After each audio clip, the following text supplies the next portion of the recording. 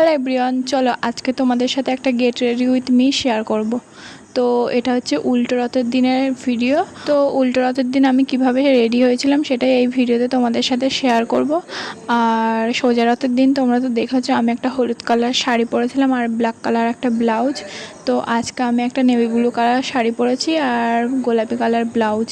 তো চলো প্রথমেই আমি শাড়িটা পরে নিলাম একা একা। আর শাড়িটা পরতে না খুব অসুবিধা হচ্ছিলো, মানে শাড়িটা পরে নিয়েছিলাম কিন্তু কুচি করতে খুব অসুবিধা হচ্ছিলো।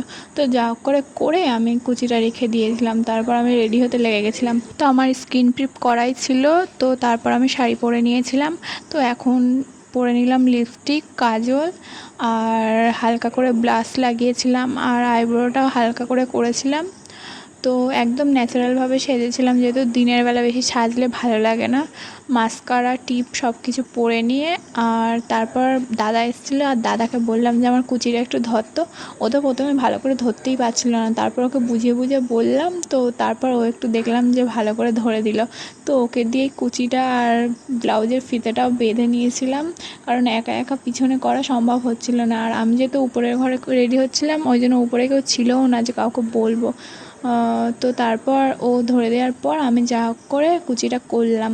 তো ওকে বললাম ব্লাউজের ফিতাটা একটু বেঁধে দে, তো ও বেঁধে দিল। তো তারপর আমি রেডি হয়ে গেছিলাম আর ও আমাকে তাড়া দিতে এসেছিলো আর আমি ওকে কাজে লাগিয়ে দিয়েছি। তো এটা আমার ফাইনাল লুক। আমাকে কেমন লাগছে অবশ্যই জানিও। তো সবাইকে টাটা, বাই।